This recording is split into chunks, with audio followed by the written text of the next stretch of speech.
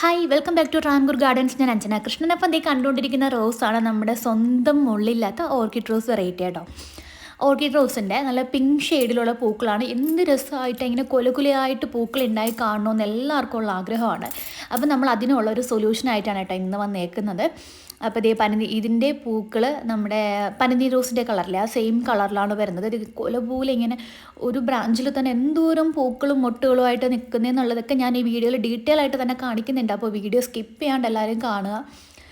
ഇതേ കണ്ടില്ലേ, ഒരു പ്ലാന്റിലുള്ള പൂക്കളാണ് ഇതേ നിങ്ങൾ കണ്ടുകൊണ്ടിരിക്കുന്നത്. എന്ത് രസമാണെന്ന് കണ്ടോ, നല്ല പിങ്ക് ഷെയ്ഡിൽ കൊലകൊലയായിട്ട് പൂക്കളും മൊട്ടുകളും അതിൻ്റെ ഇടയിലൂടെ പച്ച കളർ ലീഫും ഒക്കെ ആയിട്ട് നിൽക്കുന്ന ഈ ഒരു റോസ് വെറൈറ്റിയാണ് ഓർക്കിഡ് റോസ്, ഫെയറി റോസ്, അല്ലാന്നുണ്ടെങ്കിൽ എന്താ ചൈന ഡോൾ എന്നൊക്കെ പേരിൽ ഈ ഒരു റോസ് അറിയപ്പെടുന്നുണ്ട്. ഒരു സെമി ക്ലൈംബിങ് വെറൈറ്റിയാണ് കേട്ടോ.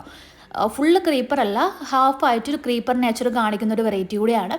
കൊലകുലയായിട്ട് പൂക്കൾ ഉണ്ടാവും എന്നുള്ളത് തന്നെയാണ് ഈ ഒരു റോസിൻ്റെ പ്രത്യേകത. ഓർക്കിഡ് റോസ് എന്ന് പേര് വരാൻ കാരണം നമ്മുടെ ഓർക്കിഡ് നോർമലി ഫ്ലവറിങ് ആവുന്നത് പോലെയാണ് ഈ ഒരു പ്ലാന്റും ഫ്ലവറിങ് ആവുക.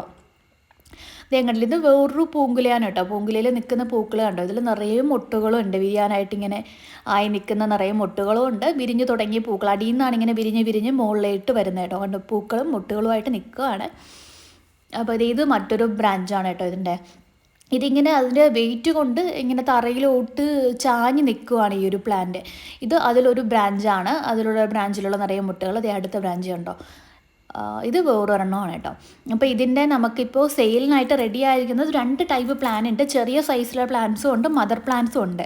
മദർ പ്ലാന്റ്സ് എന്ന് പറയുമ്പോൾ അത്യാവശ്യം നല്ല വലിപ്പമുള്ള പ്ലാന്റ്സാണ്. ആ പ്ലാന്റ്സ് നിങ്ങൾ മേടിക്കുകയാണെന്നുണ്ടെങ്കിൽ നിങ്ങൾ നട്ട് കഴിഞ്ഞ് വേഗം തന്നെ നിങ്ങൾക്ക് ഇതിൽ ഫ്ലവറിങ് ഇതുപോലെ കൊലകുലയായിട്ട് പൂക്കൾ ഉണ്ടായി നിൽക്കുന്നതായിട്ട് കാണാനായിട്ട് പറ്റും.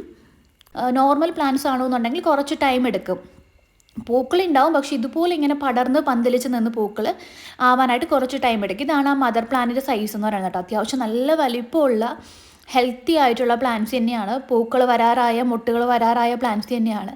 ഇതേ സൈസിനുള്ള പ്ലാന്റ്സ് ആണ് കേട്ടോ എല്ലാം. ഇങ്ങനെ കാണിക്കുന്നതുകൊണ്ടാണ് നിങ്ങൾക്ക് അതിൻ്റെ കറക്റ്റ് സൈസ് മനസ്സിലാവാത്തത്.